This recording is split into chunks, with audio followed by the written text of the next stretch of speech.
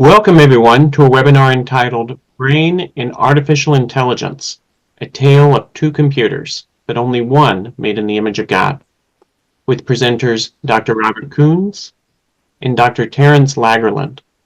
My name is Sebastian Mahfood, and I'm the director of ITEST. The Institute for Theological Encounter with Science and Technology, ITEST, is an association of theologians, scientists, and others committed to a Catholic worldview in which faith and science collaborate in exploring the truth. ITEST explores truth theologically, in the wisdom traditions of the human community, and in the data studied in the sciences. ITEST's mission is to foster and disseminate the Catholic position that science and faith in God are complementary paths to human fulfillment.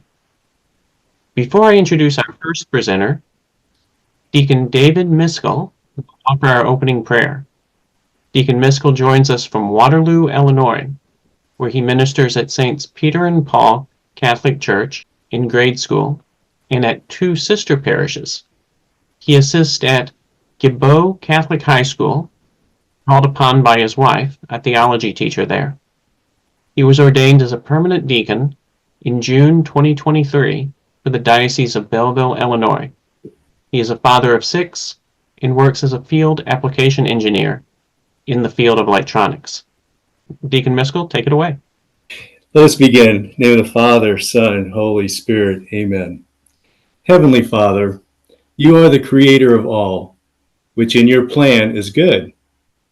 We offer our conversation, our studies, our intellects, our wills to your design. We pray that the tool of artificial intelligence be utilized as a gift for humanity, which you created very good. We beg you to guide us in this endeavor. As we begin today's session, let us pray together in the words our Savior gave us. Our Father, who art in heaven, hallowed be thy name. Thy kingdom come, thy will be done, on earth as it is in heaven. Give us this day our daily bread, and forgive us our trespasses, as we forgive those who trespass against us. And lead us not into temptation, but deliver us from evil. Amen. Thank you, Deacon Miskell. And now I'm delighted to introduce our first presenter. Rob Koons, is a professor of philosophy at the University of Texas at Austin. He holds an MA from Oxford and a Ph.D. from UCLA. He is the author or co-author of 5 books, including The Atlas of Reality with Timothy H. Pickavance and Is Thomas Aquinas' Philosophy of Nature Obsolete? He is the co-editor of 4 anthologies, including The Waning of Materialism and Classical Theism. He has been working recently on an Aristotelian interpretation of quantum theory and on defending and articulating hylomorphism in contemporary terms. Dr. Koons' presentation is entitled AI and Aristotle, Why No Artifact Could Ever Be Conscious. Dr. Koons, take it away. Great. Thank you, Sebastian. Thanks so much for the invitation, chance to participate. I'm going to make only one very simple point. Let me see if I can share my screen. Trying to remember where that goes. There we go. And there we go. And let's see. I'm not sure if I can see what you're seeing, but let me see if I can start the slideshow. There we go. Is that working for everyone? Yes. Great. So for reasons of time, I'm going to try to make just one simple point, but it has pretty profound, I think, implications. Namely that no artifact can be conscious. So there's going to be a slight clash of language, perhaps, between me and Dr. Lagerlund. I'm going to say that the brain is not a computer at all. Because I'm going to use the word computer to mean something that has been made, things have been constructed, and the brain is not an artifact. Therefore, and human beings, of course, are not artifacts. So I'm going to argue that only living organisms like human beings could, and even in principle, be conscious. No artifact can be. So the ancient Greek philosopher Aristotle, whose work I'm very interested in, developed a comprehensive philosophy of nature, They really laid the foundations for all subsequent scientific inquiry. And a central notion of Aristotle's is that of a substance in English or Latin, and a ousia in Greek, which is an essentially independent entity that has the highest degree of unity. Thomas Aquinas calls this per se unity. So living organisms have this kind of unity, which explains how they can possess essentially unified causal powers like nutrition, growth, and crucially, sensation and thought. And now there are also simple, homogeneous, inorganic substances like drops of water or quartz crystals. However, all human artifacts, including all robots and computers, are mere heaps of inorganic components. So heap is the contrasting term here to substance. It's just a pile of substances. These things lack the sort of unity that's required for life, sensation, and consciousness.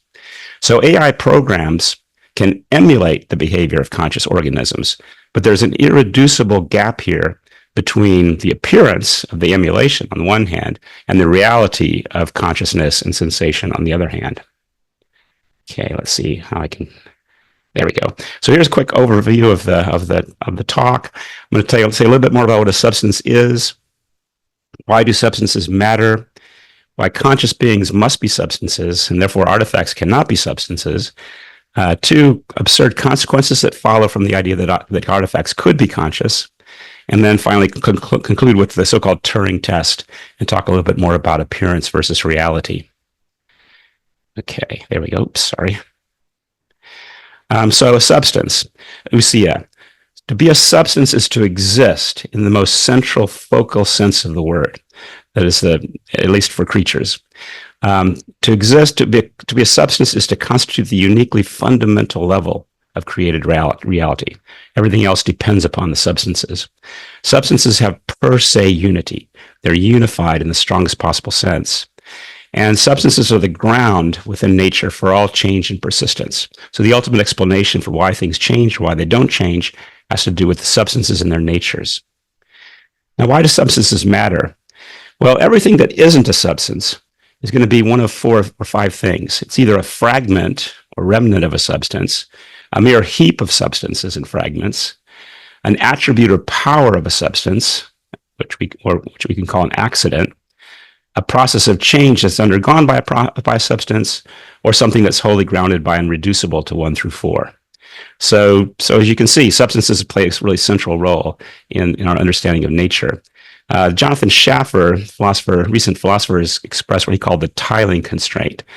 If you think of a floor that's been covered with tiles, no 2 tiles overlap, but the floor is completely covered with tiles. And that's the Aristotelian picture of reality, that substances are the tiles. No 2 substances overlap. You can't have a substance within another substance, but all of reality is covered, so to speak, by the totality of substances. They constitute that fundamental level of reality. Now, substances have natures, and natures ground the laws of nature. So every substance has a nature or an essence, which is captured in a real definition, which states what it is to be a substance of that kind. So therefore, all substances belong to what we call natural kinds in philosophy. These are not conventional. These are real joints in nature, so to speak. And all the laws of nature are made true by the natures of the substances. So Coulomb's law, for instance, is made true by the nature of charged particles. So nothing happens in nature, barring a miracle, except by being directed to happen by one or more substances. So substances are the bearers of all the fundamental properties in nature, attributes, accidents, and powers, and so on. Now, what are the world's substances? As I mentioned at the beginning, homogeneous bits of inorganic matter, like crystals, blobs of liquid, bodies of gas, bubbles, and so on, these are substances. I've argued in some of my recent work that fundamental particles like protons, electrons, and photons are not substances, but are rather always fragments or accidents of substances. Now, living organisms, at least from bacteria up, are substances. If they were not, biology would not be a real science. So those who think they aren't substances are really saying that biology is a pseudoscience, that there are, in fact, no real organisms. Now, wholly immaterial substances are possible, like angels and the human soul after death and before resurrection.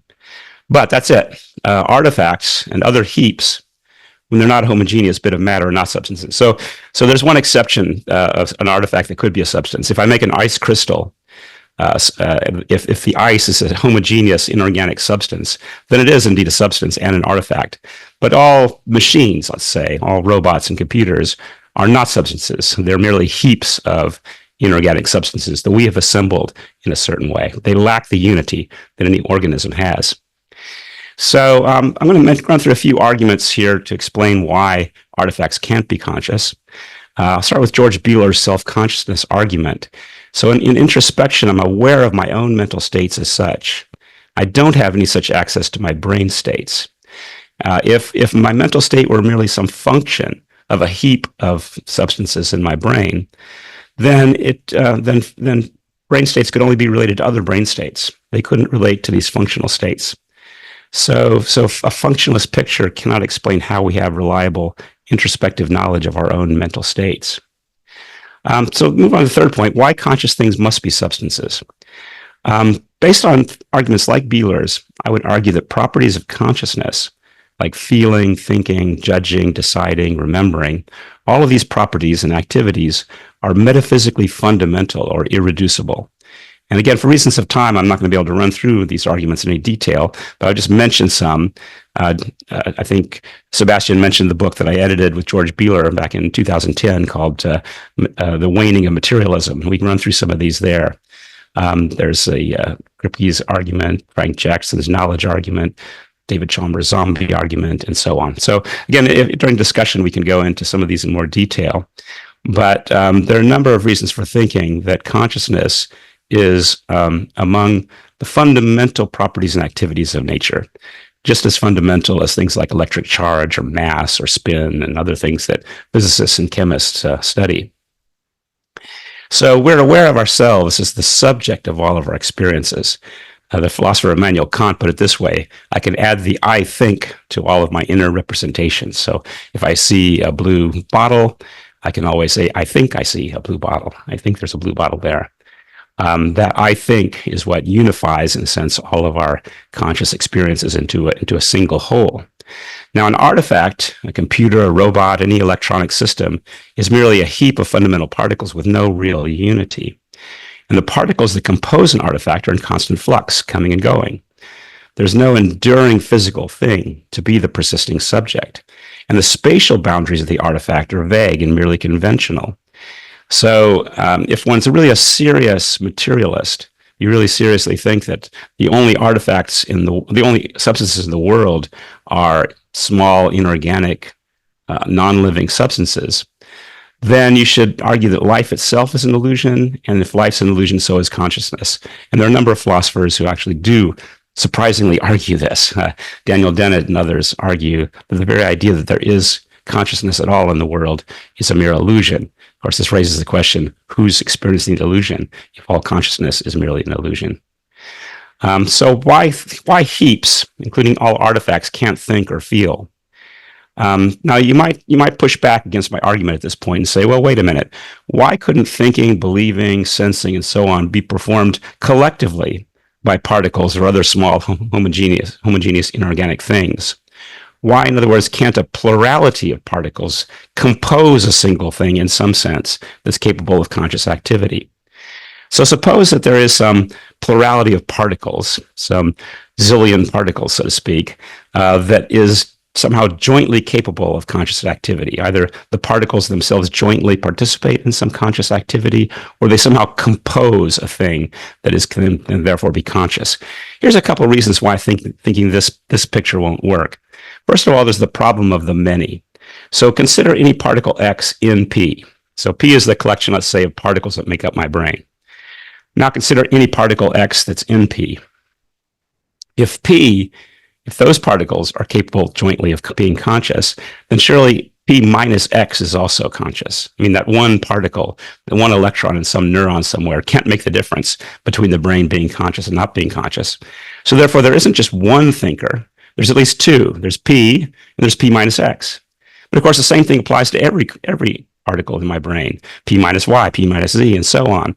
So rather than having just one thinker or two thinkers, there's actually trillions, quadrillions, maybe some astronomically large number of thinkers, all roughly coinciding with my brain at any particular point in time. And that's surely crazy. I mean, surely there's just one thinker here, right? There can't be trillions and quadrillions and so on of thinkers simultaneously coexisting within my skull. There's also the problem of persistence. So the particles in P are in close proximity to each other for only a very small fraction of a second. All the particles in my brain are coming and going into the surrounding environment. So therefore, a conscious state could persist for no longer than, let's say, a nanosecond. Now, this would make self-consciousness, short-term memory, inference, and deliberation impossible.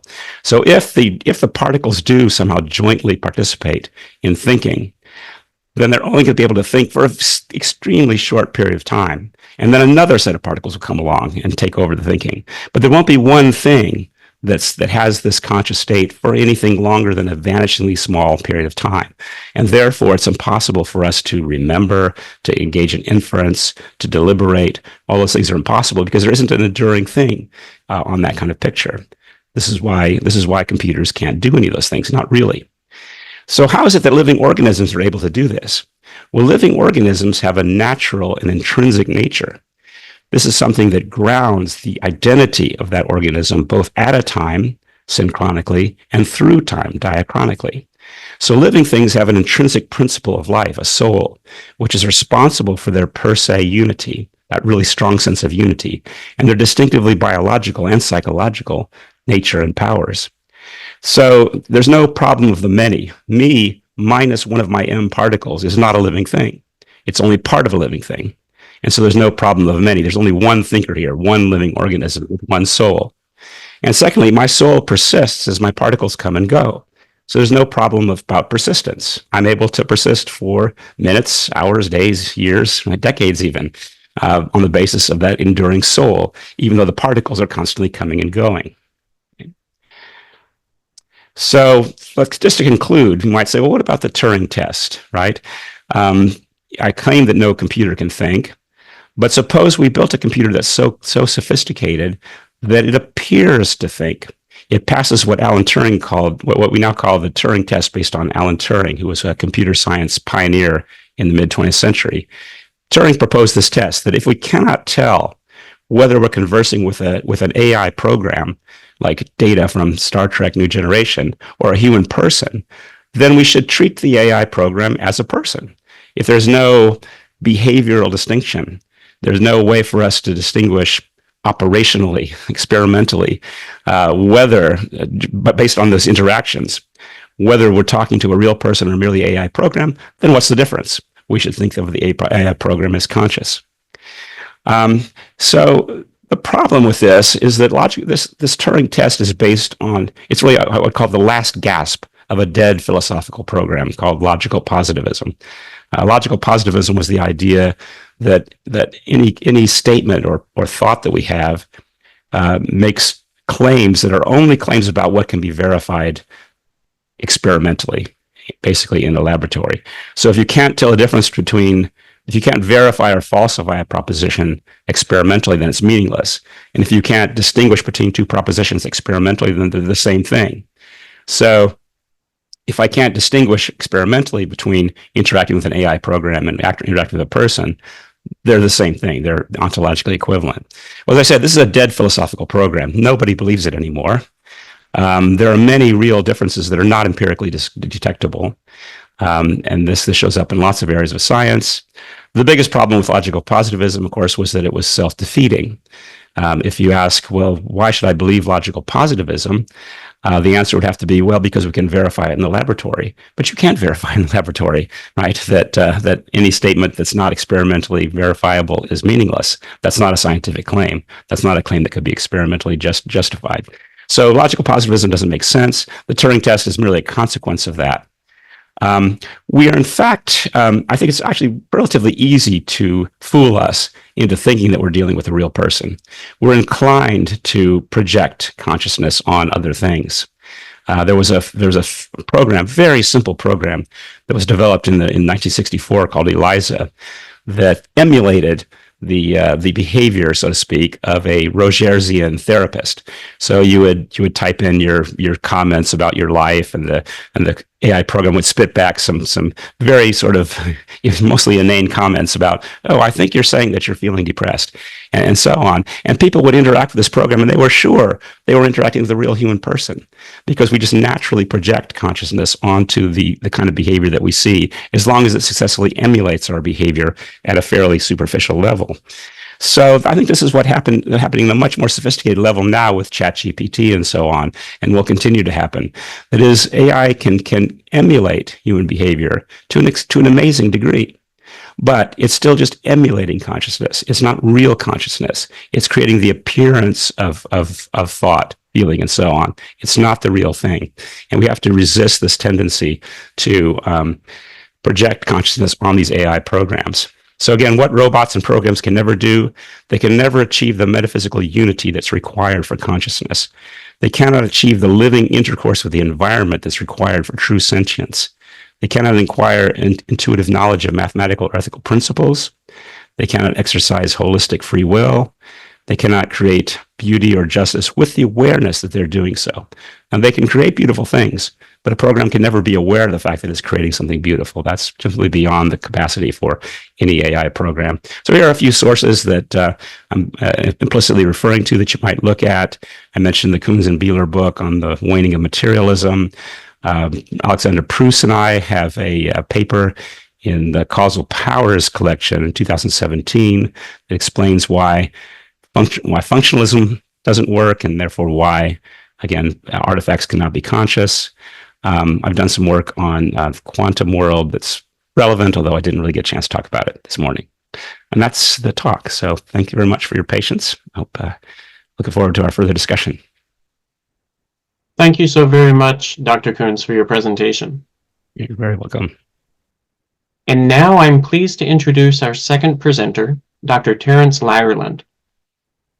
Dr. Lagerlund has been a neurologist in the Division of Epilepsy at the Mayo Clinic for 35 years, treating patients with epilepsy and interpreting their electroencephalograms. He also lectures to residents and fellows on electroencephalography, including basic principles of electricity and neurophysiology. He has published papers and authored book chapters on electroencephalography and epilepsy, particularly regarding quantitative analysis of electroencephalograms. Prior to becoming a neurologist, he obtained a Ph.D. in physics and worked as a postdoctoral research associate at the MIT Laboratory for Nuclear Science, doing research at Brookhaven National Laboratory in CERN, as a term physicist at Fermilab. Dr. Lagerlund's presentation is entitled Brain, Soul, Artificial Intelligence in Quantum Mystery. Dr. Lagerlund, take it away. All right. Well, thank you, Sebastian, for your gracious introduction. And I really enjoyed, Dr. Koons, your presentation and discussion about the classical philosophical idea of substances and what can be concluded from that idea in regard to AI systems and the human mind. I'll be approaching these same topics from the standpoint of science, particularly physics and neurophysiology and mathematics, but I think our conclusions will be rather similar. So let's get started. First, I want to mention a few questions brought about by the whole idea of human consciousness and cognition. Physicist Paul Davies says consciousness is the #1 problem of science, of existence even. Conscious experience in humans has always raised philosophical questions such as, what is the basis of human subjective conscious experiences, including self-awareness and the qualia or qualitative features of sensations? And how do humans decide what to do? Do humans really have free will? Or is the human brain like a computer following an algorithm or program that's determined by genetics and modified by experience, making genuine freedom of choice an illusion? To put this more scientifically, how can the deterministic nature of the natural laws governing all physicochemical processes in the brain during thinking and human decision-making be reconciled with true freedom of choice, the ability to understand abstract ideas and to reason abstractly to ascertain truth? So to try to answer some of these questions, I'm going to start by talking about the architecture of the human brain, as well as the architecture of computers. So the fundamental processing units of the brain are called neurons or nerve cells, and there are about 86 billion of these in the cerebral cortex of the human brain, and they come in two major types, the stellate cell and the pyramidal cell. Both of these types of cells have a cell body, or soma. They also have these tree-like branching structures called dendrites that receive messages from other cells. In the stellate cells, the dendrites are kind of arranged all around them like the points of a star, whereas in a pyramidal cell, the dendrites form these long branching structures that extend out over a very large distance compared to the actual size of the cell body, which kind of looks tiny. The dendrites then receive the inputs from many other neurons and they summate them. They put them all together, they integrate them. And then the cells also have an output structure called an axon. The axon is like a wire that carries the message to the next neurons in the network. And they do that through what's called an action potential, an electrical signal traveling down the axon. At the end of the axon, there's usually many, many branches. You can see in this pyramidal cell, there's even some early branches, but at the end of each of these branches, there's other branches. And that's where the actual connection with the next cell in the network is made. So the terminal branches of the axon end up in these structures called synaptic boutons, and they contain these little bubble-like structures called synaptic vesicles, which are filled with molecules of a neurotransmitter or chemical substance. And when an action potential reaches these terminal boutons, it causes these synaptic vesicles to fuse with the cell membrane and dump their contents outside of the cell into what's called the synaptic cleft. They then diffuse across this 15 to 20 nanometer wide synaptic cleft and bind to these structures called receptors that exist in the postsynaptic neuron, specifically in the dendrites of the postsynaptic neuron. So let's look at these receptors a little more. The receptors are proteins that exist in the cell membrane, and they have binding sites for the neurotransmitter molecules. And they're also associated with some sort of effector mechanism, so that when the neurotransmitter binds, something happens. Very often, that effector mechanism is a channel which goes right through the cell membrane and allows electrically charged ions to pass through. So this particular receptor I'm showing you is called the N-methyl diaspartate receptor, and it has associated with it a calcium channel. This particular receptor is kind of unusual in that it requires two different neurotransmitters, namely glutamate and glycine, to bind simultaneously in order to open the channel and allow the ions to flow. Most receptors require only one neurotransmitter. When these channels open, then, ions such as calcium can enter or leave the cell. So let's talk a little bit more about these ion channels. Ion channels are very important in brain operation, in the operation of the neurons. They're basically proteins that span through the membrane of the cell, and they have these pores or channels which can be either open or closed. And the concentration of ions outside the cell is different from the concentration of ions inside the cell. So when these channels open, the ions tend to flow one way or the other into or out of the cell. The other important thing to note is that this flow of ions constitutes an electric current into or out of the cell. So the ion channels are analogous to transistors, which are devices that control the flow of electrical current in a circuit or control the movement of electric charges. A fun fact is the total number of ion channels in the brain is about 20 quadrillion, which may be compared with the 10 to 150 billion transistors in a modern computer central processing unit or graphic processing unit integrated circuit chip. Another important fact is that the membrane has a voltage difference between the outside of the cell and the inside. At rest, the inside of the neuron is about 60 millivolts more negative than the outside of the cell. But when these channels open and ions pass through, that changes that voltage across the membrane. Also, channels allow the passage of a specific type of ion. They're said to be ion specific. Some channels allow positive sodium.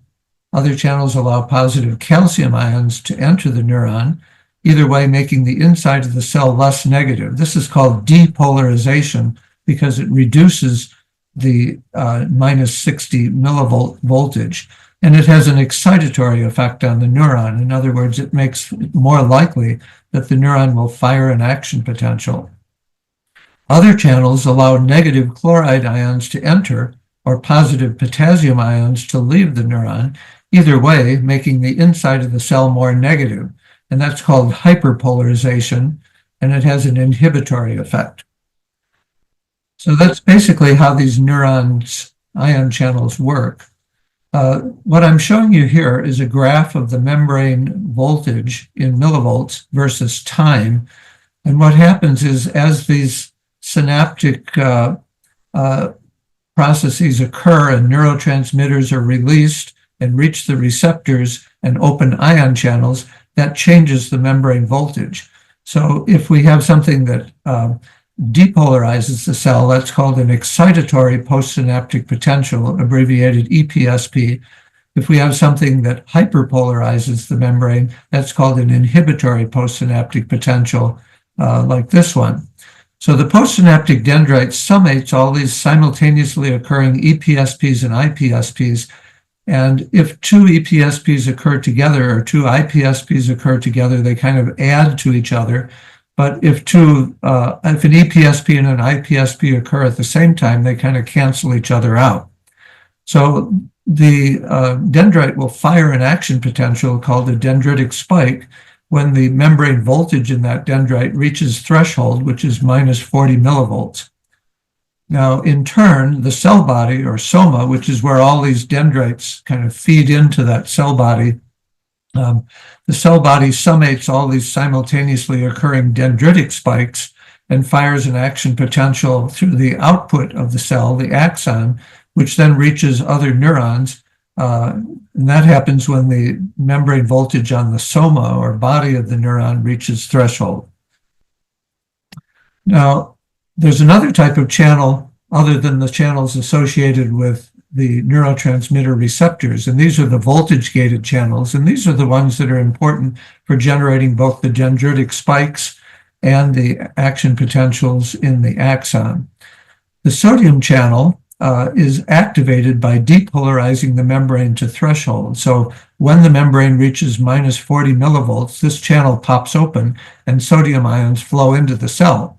That, of course, will depolarize the cell by making the inside less negative. However, this doesn't last long. The channel is inactivated about 1 millisecond later and closes even if the membrane remains depolarized. So if you plot the sodium current flow versus time, you see it only lasts for a short time, about 1 millisecond. Now, eventually, the channel has to be put back into its original closed deactivated state, and that happens when the membrane repolarizes. And the mechanism for that is another type of channel called the voltage-gated potassium channel. The potassium channels are also closed at resting membrane voltages, but when the membrane voltage reaches threshold of minus 40 millivolts, these channels open, but they open much more slowly than the sodium channels.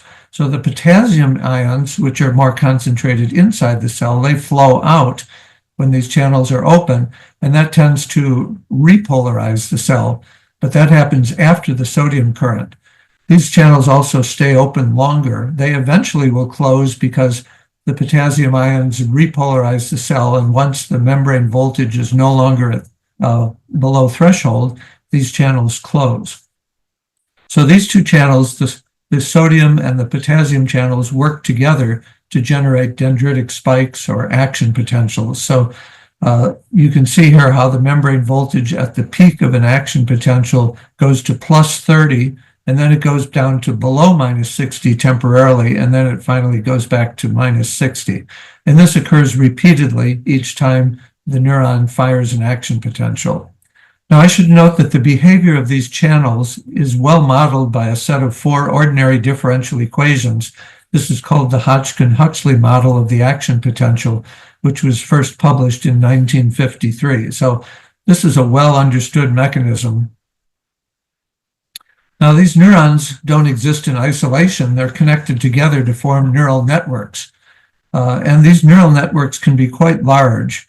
For example, the default mode network in the human brain is thought to involve perhaps a billion or several billion neurons, all part of that same network. Other fun facts are that each cortical pyramidal cell receives about 30,000 excitatory synaptic inputs, as well as about 1,500 to 2,000 inhibitory synaptic inputs. Although this network diagram shows mainly forward connections from this layer of neurons to this layer to this layer, in actual fact, there are backward as well as forward connections, and the backward connections are typically inhibitory in nature. So the arrowhead means excitatory, the little circle means inhibitory here. Each pyramidal cell axon, in turn, makes an average of 7,800 synapses on other neurons. Each synapse, the arrow or circle here, has what's called a synaptic strength, which is defined as the average excitatory or inhibitory postsynaptic potential measured in millivolts that occurs in the postsynaptic neuron due to the firing of the presynaptic neuron. This strength stays relatively constant over time, but it can be altered by a mechanism called long-term potentiation, and this is the mechanism by which the brain learns new behaviors or new facts or experiences. So basically, long-term potentiation, this alteration of the average synaptic strength in all of these connections, is what accounts for learning in the brain. Now let's switch gears and talk about computers. Digital computers are made from what are called Boolean logic gates. These logic gates have 2 inputs called A and B and an output called Q. And because they're digital, they can have only one of 2 states. They either are on or off, represented as the binary number 1 or 0, or as the logic value true or false. So for example, an AND gate has this kind of logic table. It will produce a 1 or true output only if both the A input and the B input is true. On the other hand, an OR gate will produce a 1 or true output if either the A input or the B input or both are true. Another interesting gate is the inhibit gate. This will produce an output which is true only if the A input is true and the B input is false. And there's many other kinds of gates, but basically just a small finite number of these, and all computer circuits, all digitally circuits are made out of these kind of gates. The gates in turns are made out of transistors, these little things, and resistors, these little things, connected to a power supply, like a positive and a negative voltage. So now that we know a little bit about the architecture of the brain and the architecture of a computer, let's ask the question, is the brain a computer? Well, neurons do have computational properties that are akin to the logic gates in a digital computer. That is, a specific set of synaptic inputs at any given time, both the excitatory and inhibitory type, can either cause a neuron to fire an action potential or not, and this does depend on the synaptic strengths. So this is kind of like a Boolean or logic result. It either fires or it doesn't. It's like a true or false, 1 or 0 response.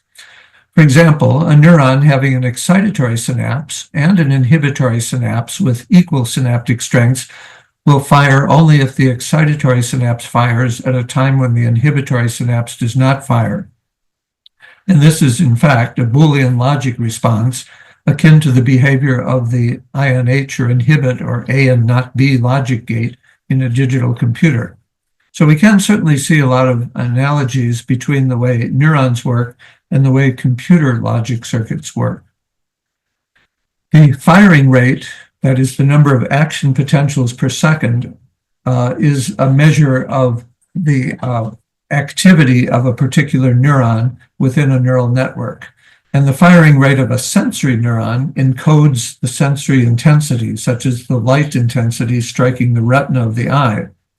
A network of interconnected neurons then computes results from its sensory inputs using this type of representation. The output of the neural network then produces specific behaviors. For example, the last layer in the neural network is connected to your muscles, and the output will cause muscle contraction and thus movements of parts of your body. So learning in the neural network occurs when the synaptic strengths are adjusted to optimize the correspondence between the neuronal network's actual output in response to a specific sensory input and the desired behavioral response. After learning, the network has the ability to generate an intelligent response to the sensory stimuli. Now, this is a very primitive kind of intelligence, this adaptation of behavior via learning. Certainly, it's not what we think of when we think of human intelligence, but it is a sort of intelligence because after learning, the neural network has adapted its behavior in a smart way to the sensory stimuli so as to produce an appropriate behavioral response. Note that consciousness is not required for this kind of primitive intelligence. Even very simple animals like an ant or a worm can learn and have this kind of primitive intelligent response, even if we don't necessarily know that they're conscious. Now let's talk about artificial intelligence systems.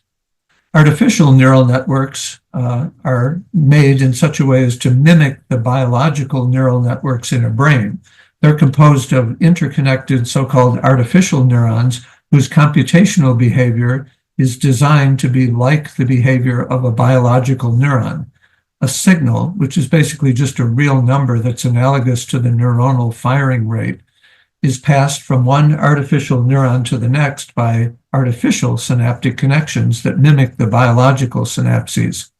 Each artificial neuron integrates or sums up all the input signals it gets from other artificial neurons, and it computes an output signal according to a predefined formula, which is then passed on to many other artificial neurons.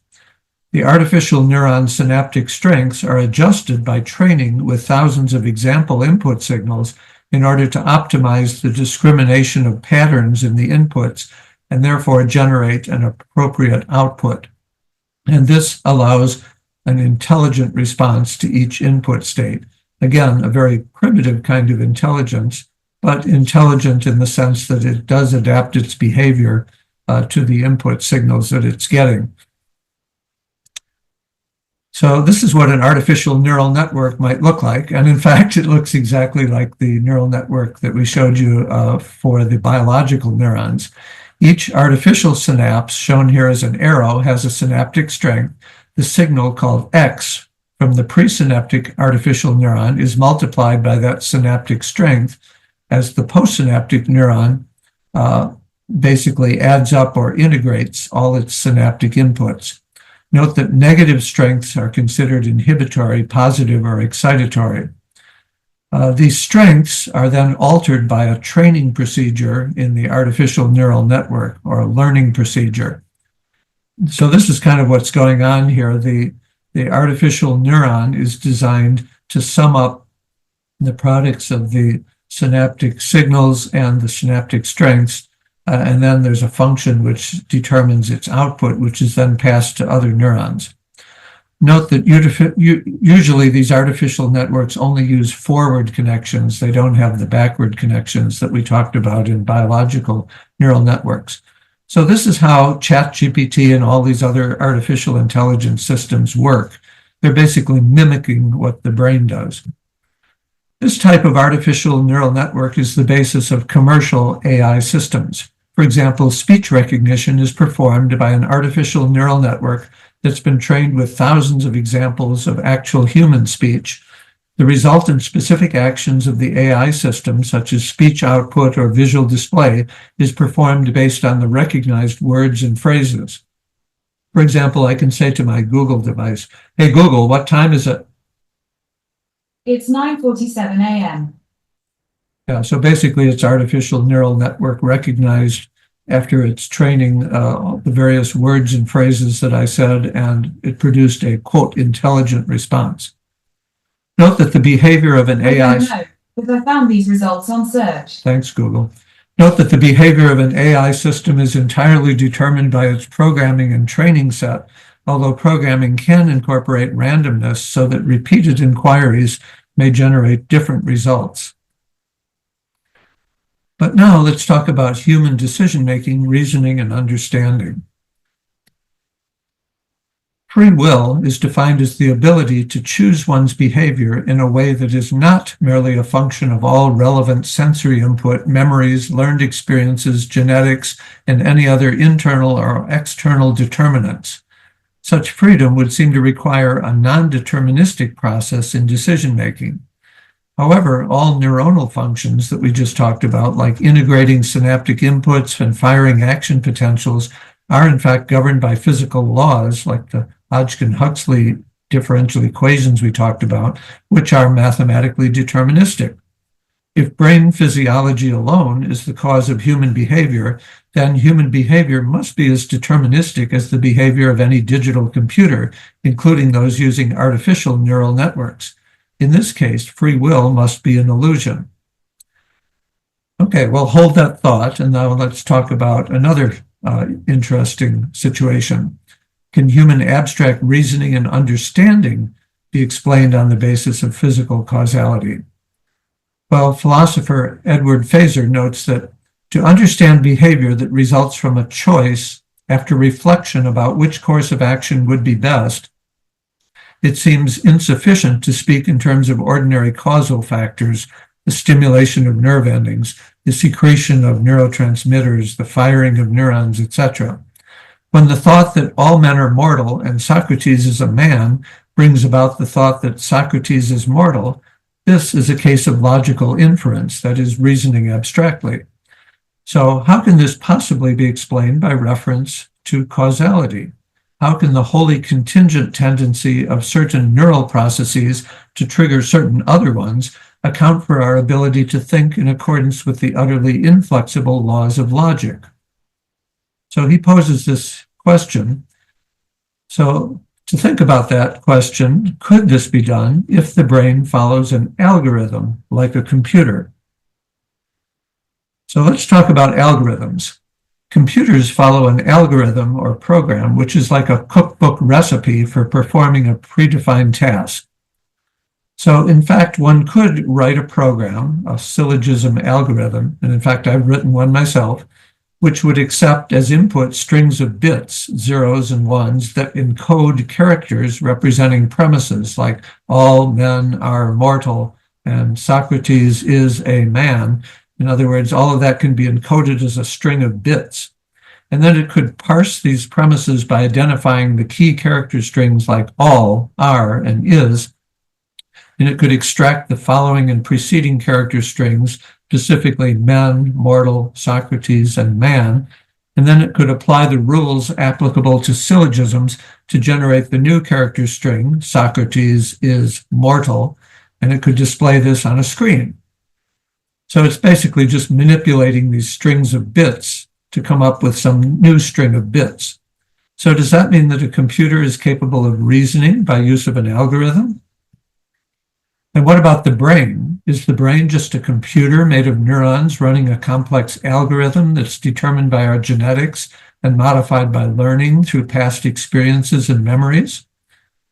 If someone's thoughts that all men are mortal and Socrates is a man are just patterns of firing of neurons within the brain that could be processed by some syllogism algorithm that we learned to generate another pattern of firing of neurons, another thought that says Socrates is mortal, then it would seem that the brain could reason by purely algorithmic means using laws of cause and effect operating within our neural networks. This particular theory that thoughts are only patterns of firing of neurons is called the computational representational theory of thought, or CRTT. So neural networks in the brain, being logically similar to artificial neural networks in an AI system, can indeed process data in an algorithmic fashion conditioned by learning in the neural networks. I think we have to grant that that's the case. But the big question is such algorithmic processing all that the human mind is doing? Does such algorithmic processing in neural networks involve any understanding of the meaning of the abstract concepts? The meaning of strings of data, that is, bits and bytes in a digital computer, is quite arbitrary.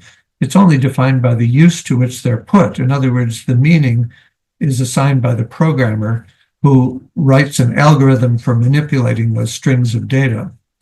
Any computational device will produce a specific output from specific input data based on its algorithm, that is, laws of cause and effect that occur in its circuits, regardless of any meaning attached to that input data.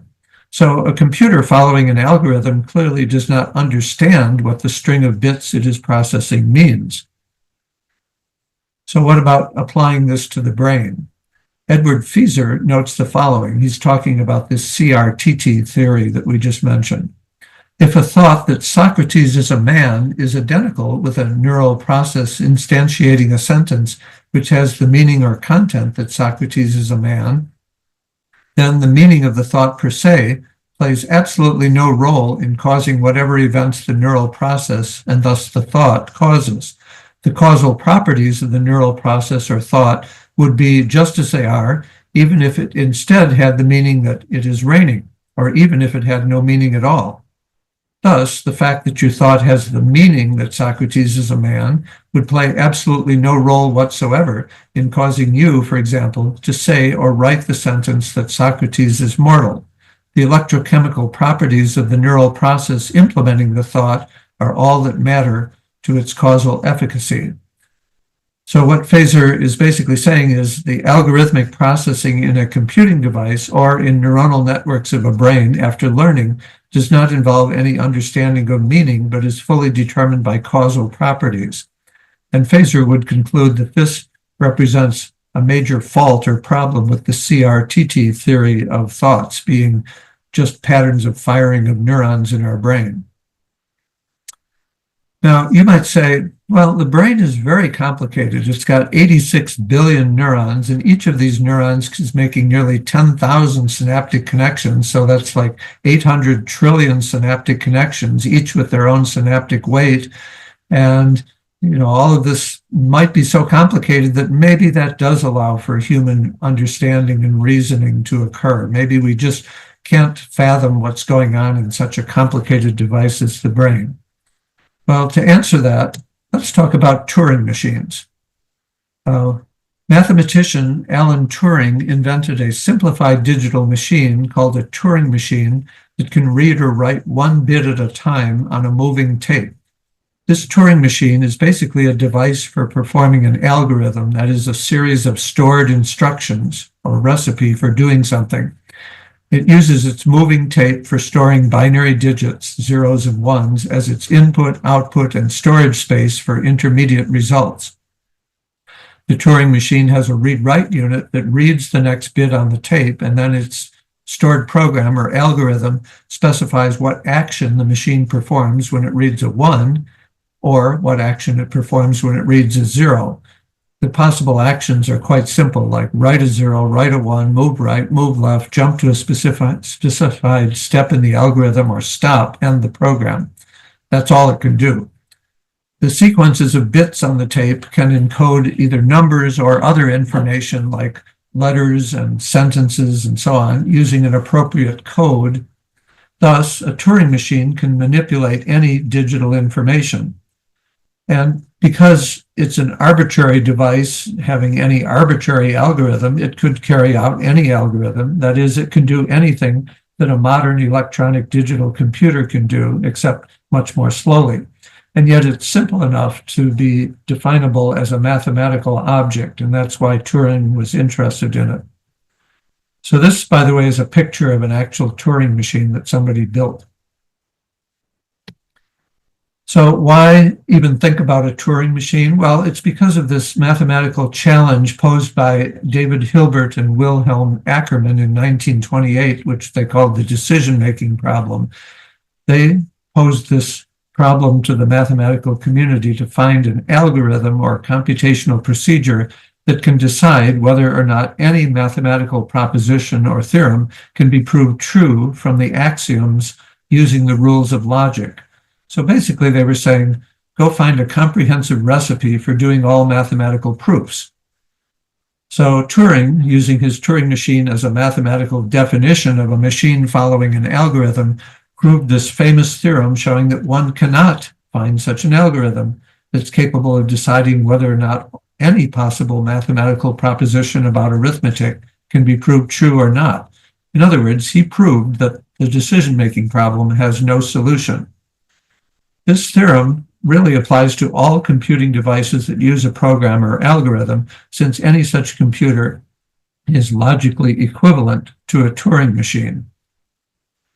Thus, any possible algorithm or computational procedure conducted by any device cannot determine the truth or falsehood of all possible mathematical propositions.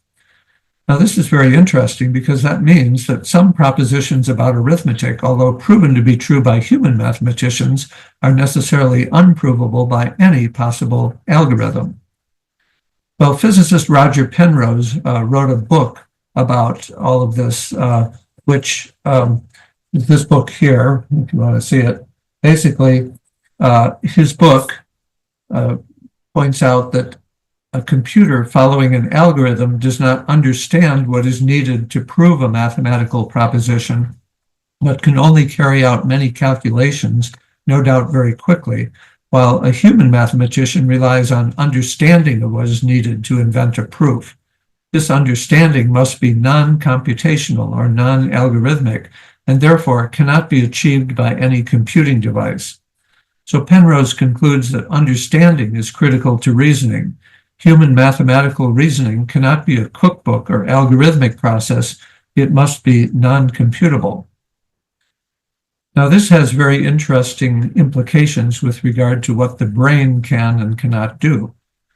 Penrose argues that all physical systems, including the brain with its neural networks built out of integrate and fire neurons, can be simulated by a computer algorithm using the mathematical equations that describe the system, such as the Hodgkin-Huxley equations about ion channels and action potentials. Therefore, all physical systems obeying the mathematical laws of physics are computable and algorithmic. They can all be simulated on a computer. Now, Penrose didn't take the next step from that, but going beyond Penrose, I think we can conclude that since human mathematical reasoning must involve a process which is non-computable or non-algorithmic, such reasoning cannot be carried out by any physical system, such as the brain. Most likely, this is true of all human reasoning, whether mathematical or non-mathematical. Therefore, reasoning must depend upon a non-physical aspect of the human mind. Now, where does this get us? Regarding free will, understanding, and reasoning, to summarize, we already said that human behavior, when freely choosing one's actions, that is, free will, cannot originate in a merely material system such as the brain. And now we've also said that human behavior, when reasoning and understanding, cannot originate in a merely material system such as the brain. So the brain may, in a certain sense, be a computer, but the human mind somehow gets beyond that computing, that mere computing. Now let's apply this to artificial intelligence systems. AI systems will always merely emulate some human cognitive abilities while never being able to manifest true abstract understanding, reasoning to ascertain truth, and freedom of choice, despite any future advances in computer processor speed and memory storage, including quantum computing, which is still algorithmic based, or any future developments in software and training algorithms for artificial neural networks. And this is because information processing done by any material or physical system which follows the laws of physics, and we do believe that all material systems follow the laws of physics, will always be algorithmic and deterministic or computable, and therefore cannot lead to abstract understanding, reasoning, and free will, period. So where does that leave us with regard to human understanding? Well, I think it leads us to the soul. If humans have a non-physical aspect, a soul or spirit, then it would be possible to explain some aspects of our minds, our conscious subjective experiences during life, including abstract understanding, abstract reasoning, and free will, as arising from an immaterial soul and not solely arising from physical processes going on in the brain. However, postulating a soul which exists separately from the body, which is called dualism, does lead to a major dilemma. How does the soul influence the brain, and how is it influenced by the brain? In particular, it is clear that all human behavior is related to brain function, but there's no known mechanism by which an immaterial soul may influence or interact with physical processes going on in the brain. So we have a problem. There's a gap here between soul and brain, and we have to somehow bridge that gap. So let's work toward bridging that gap. And I think the way to solve this dilemma of dualism is through assuming a functional unification of soul and brain. In other words, I believe it's necessary to assume that the human soul and brain must collaborate or function synergistically as a unified whole. This follows from these facts. People with brain damage, particularly in the prefrontal regions due to trauma, strokes, multiple sclerosis, Alzheimer's disease, and other neurologic diseases, often have impaired memory retrieval, reasoning, and decision-making. So that's kind of indirect evidence that these brain areas are involved in these processes. Also, neurophysiologic studies like recording the electroencephalogram or the magnetoencephalogram and functional MRI studies, which look at brain blood flow, on awake humans demonstrate involvement of prefrontal and other brain regions during tasks that involve working memory and recall, reasoning, and decision-making. But at the same time, we also just proved that the brain as a physical entity subject to physical laws by itself, that is, without help from a spiritual soul, cannot be a substrate for free will and abstract understanding and reasoning to ascertain truth. So that's why I conclude that they must function synergistically or collaborate in all aspects of thinking and remembering and reasoning and decision-making and deciding. So here's a reasonable hypothesis of soul-brain collaboration, which I feel is in line with what the Catholic Church teaches about human nature. By God's design of the human being as a union of matter and spirit forming a single nature, which we call human nature, throughout life, the understanding, abstract reasoning, and decision-making actions of the soul can in fact depend upon the brain for recalling memories, sensory perception, basic cognitive tasks, and basic cognitive information processing, while the soul, in its turn, intrinsically affects the information processing going on in the brain, including the processes of decision-making and reasoning that are taking place in the prefrontal cortex of the brain. So that means that the brain by itself might be a computer, but the brain never is by itself. It's always linked to the soul, and therefore it goes beyond what a computer alone can do. Thus, during life, the soul and brain collaborate in all aspects of cognition, while after the death of the body, human consciousness continues via the immortal soul.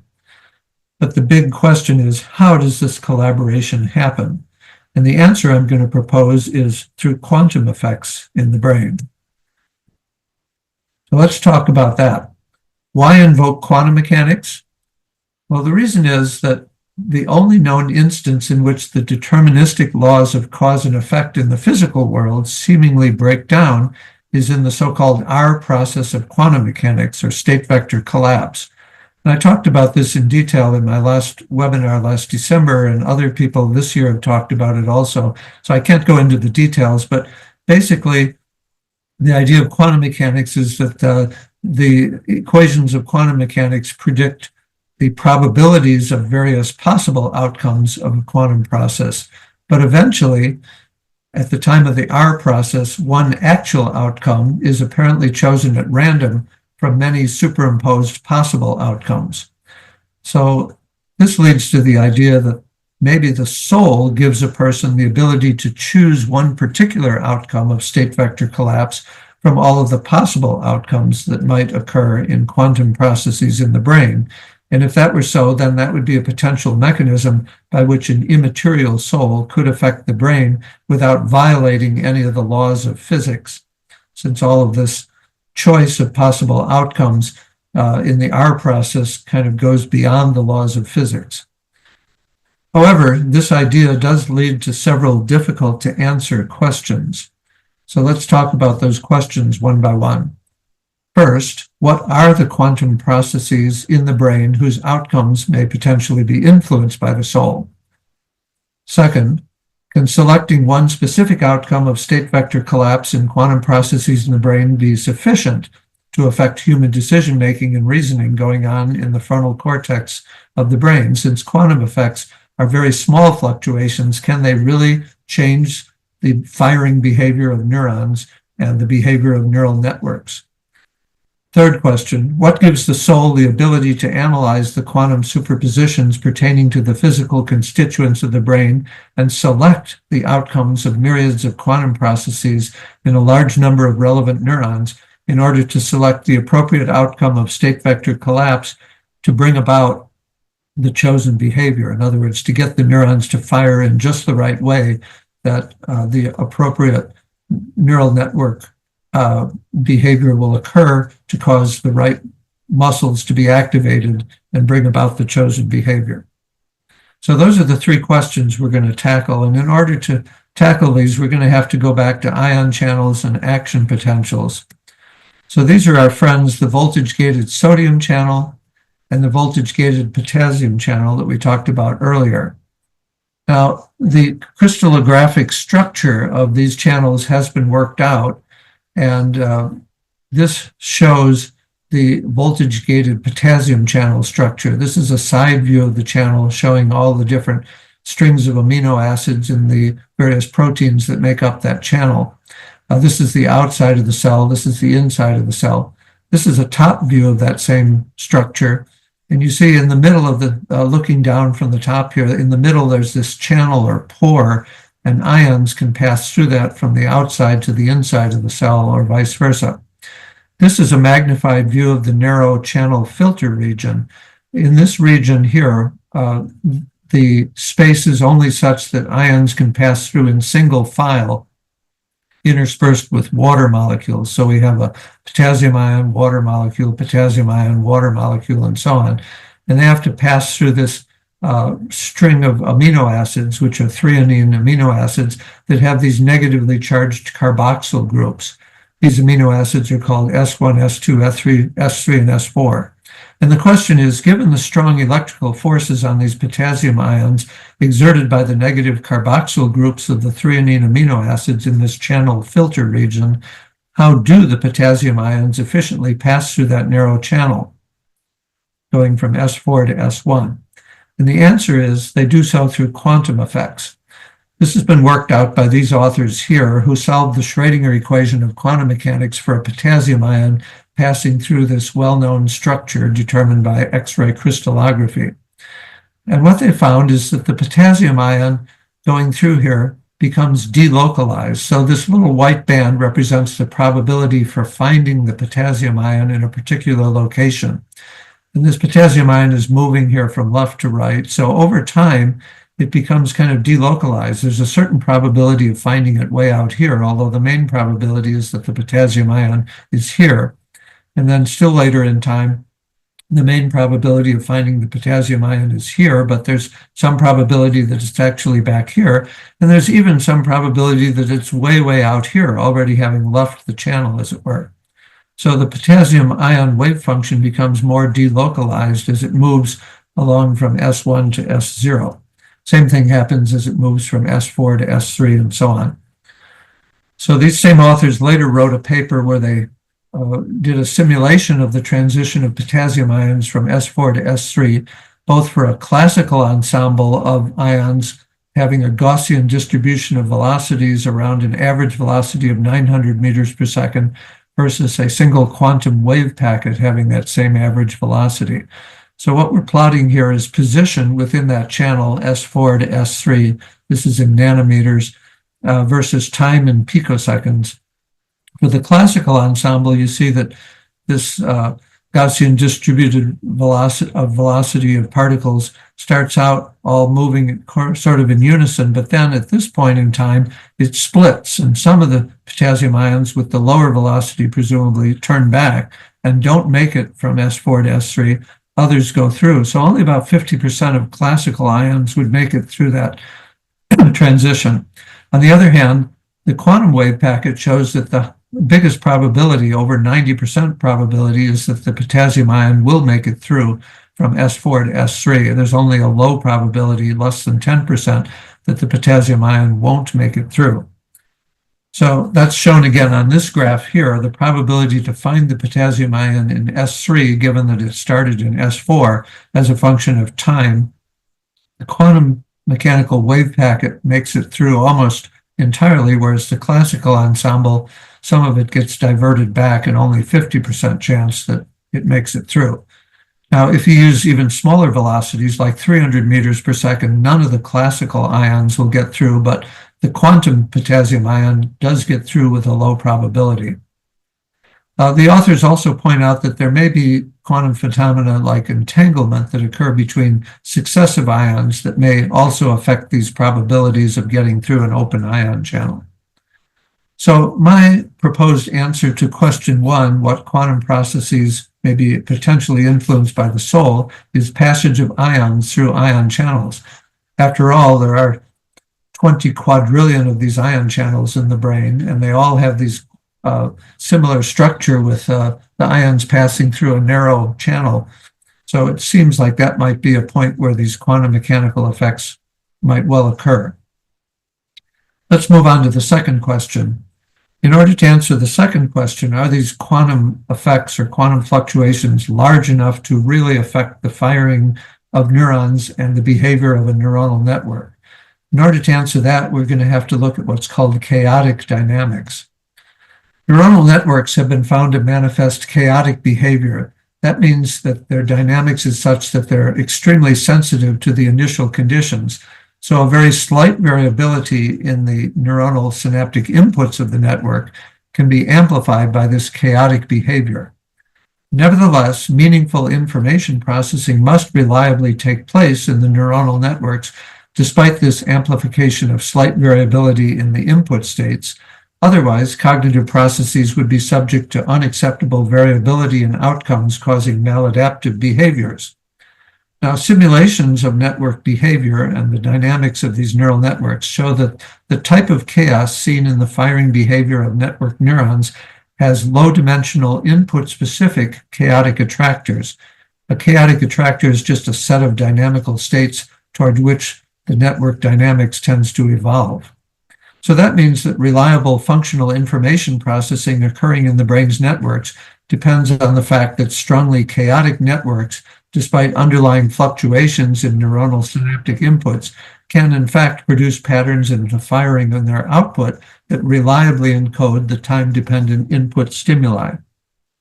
So this has been worked out for specific cases, for example, recalling a memory. Storage of memories in neuronal networks doesn't take place by like some single neuron or set of neurons being the point at which that memory is stored. Rather, memories are distributed over huge networks involving billions of neurons all connected together. And the memory storage takes place, as it were, in the dynamics of that neural network. And it involves chaotic attraction. This includes both very short-term storage, working memory, as well as long-term storage that takes place due to the alteration of synaptic weights within that huge neuronal network. The network dynamics on these simulated networks, at least, shows multiple fixed point and chaotic attractors, each one of which is associated with a particular memory that has been stored in that neural network. So in response to the presentation of an external cue, even an incomplete or fragmentary cue to that network, for example, a specific sensory input like a sight or sound or smell, that was previously correlated with that stored memory, the network dynamics evolves to the specific attractor state associated with the original memory, and that effectively retrieves the entire memory that had been set down in the past. A similar thing occurs with rapid decision-making. There's a model that's been used by psychologists for many years called the drift diffusion model that explains how we make rapid decisions. The idea is that the integration of gradually accumulating sensory or other information leads to a response by a random walk process that's occurring at a drift rate that determines the reaction time, how long it takes for us to respond to that sensory stimulus. And this may occur because the network dynamics of the neural network involved in making this decision manifest two chaotic attractors, one associated with the so-called correct response, the other with the so-called incorrect response. An accumulation of information, even quite incomplete sensory information, like when we're peering out into the dark at night, for example, eventually causes evolution of the network dynamics to either of these two attractors biased toward the correct response network state.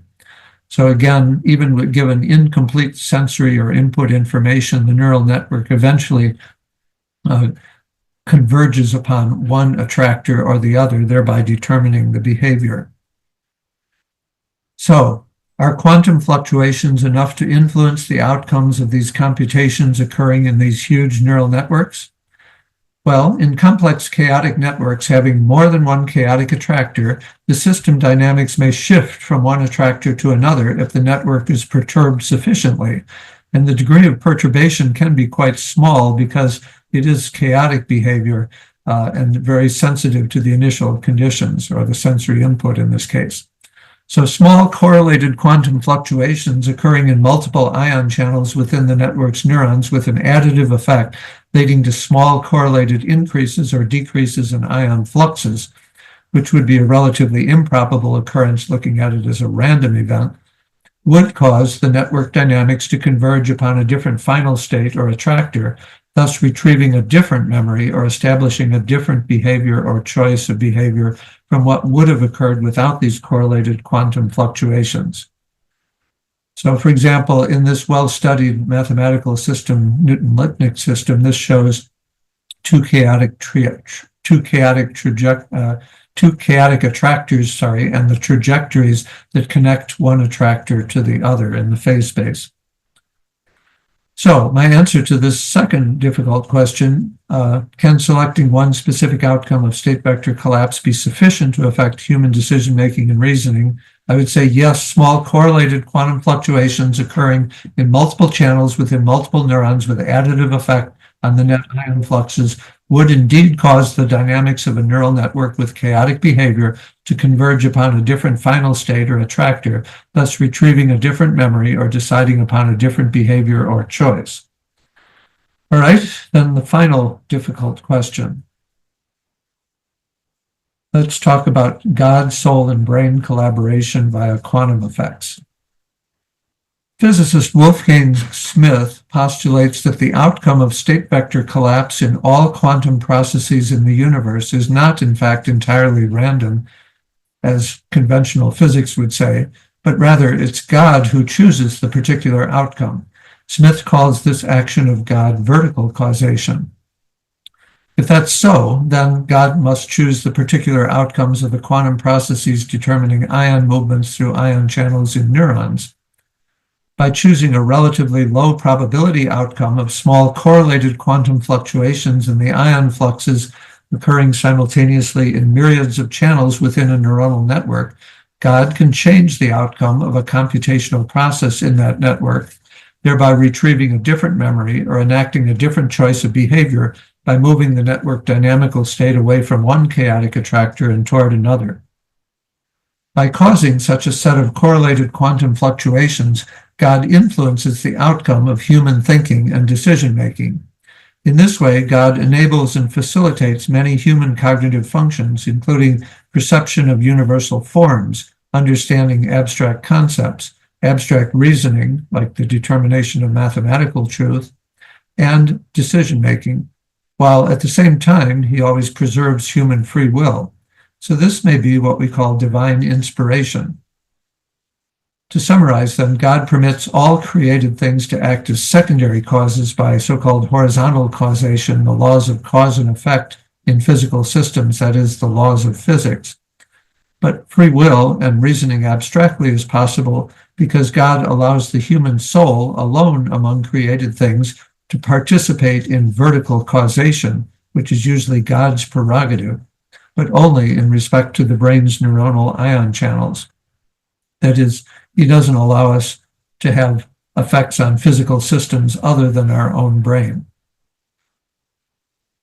So only God, not a human soul, has a complete knowledge of the physical systems of the brain and the structure of uncollapsed quantum superpositions and state vectors describing ion movements. Thus, only God has the complete knowledge needed to ensure that the outcome of state vector collapse in the myriads of ion channels in the brain's neurons ultimately produces the outcome in our brains and bodies that our soul chooses. So my answer to the third difficult question, what gives the soul the ability to analyze quantum superpositions of the physical constituents of the brain, etc., is God does this, not the unaided human soul. So God facilitates our soul collaborating with our brain. So let's go into the nitty-gritty details of how this might work. A well-known attentional mechanism in the brain temporarily binds together the firing of a particular set of relevant neurons involved in memory recall, sensory perception, or other cognitive tasks that are currently in process by synchronizing their spikes in a 40 to 70 hertz oscillation that originates with a pacemaker in the thalamus. This synchronization is called working awareness, and this determines the moment-to-moment content of our consciousness, that is, what sensory information or what memories we are thinking about or concentrating on at any specific time. Whereas the brain encodes the moment-to-moment content of consciousness in a physical way as a specific pattern of firing of neurons. Remember the CRTT theory. The soul, which is linked to the brain, simultaneously experiences, interprets, and further processes, and thereby perceives, understands, and reasons about the same moment-to-moment content of consciousness in an intellectual fashion. Thus, human conscious experience depends on the soul for non-algorithmic and non-deterministic higher level or human mental abilities as much as on brain neurophysiology for algorithmic lower level or animal-like mental abilities. So this theory, I think, accounts the best for the facts we talked about before, that clearly the brain is involved in all cognitive processes, and yet the brain can't do it alone, yet it can do it when linked to a soul through God's mediation. So this is the idea then, what I call the soul-brain interface loop, with the content of consciousness being interchanged between soul and brain at a frequency of 40 to 70 hertz. The soul provides the higher level mental abilities like human self-apprehension and self-consciousness, understanding, reasoning, ascertaining truth, goodness, and beauty, and human level decision-making, free will. Through God's mediation, the soul affects state vector collapse in ion channels in neurons, the integration of synaptic inputs and individual neuron firing, and then deterministic algorithmic processing going on in neural networks.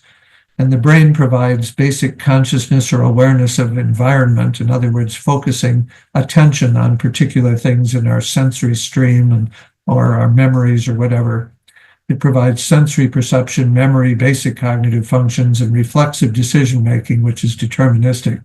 So all the kind of things that an animal brain can do is also occurring in our brain, but the soul supplements that, basically.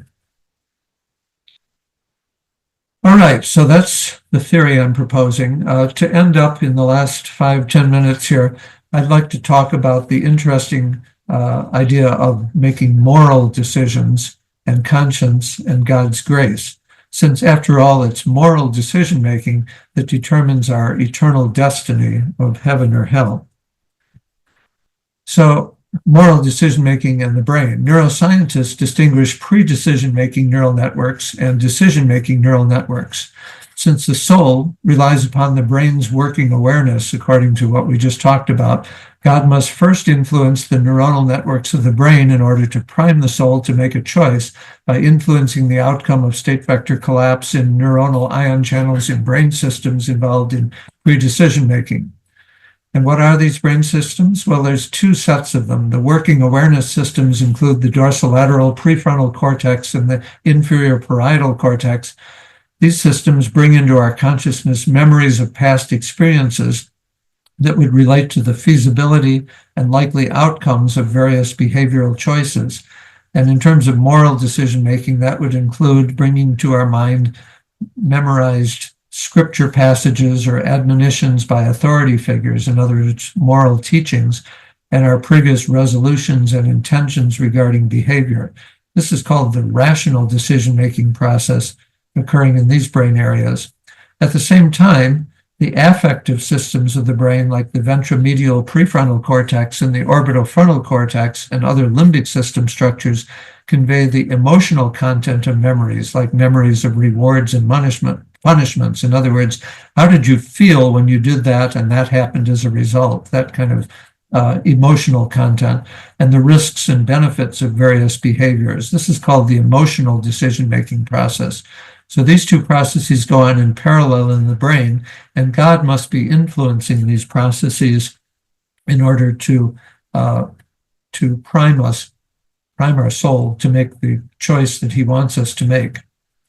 These, by the way, are the brain areas that we're talking about. The lateral surface of the brain is these rational decision-making areas, whereas the medial surface of the brain that's between the two hemispheres is the emotional decision-making areas, so-called limbic system.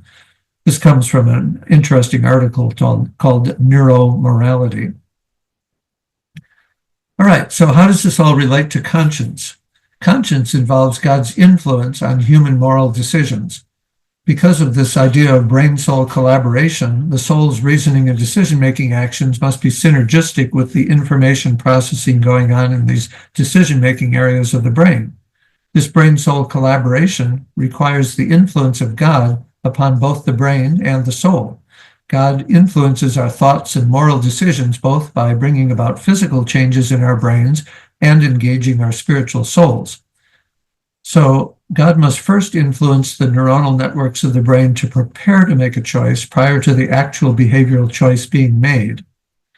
One's conscience must, of course, depend to a significant degree on what moral teachings and past experiences are stored in the brain, that is, our memories. These teachings form our conscience. What about grace? Well, Thomas Aquinas distinguishes two types of actual grace. Actual grace, if you're wondering, is the kind of grace that God gives us when we're making a moral decision.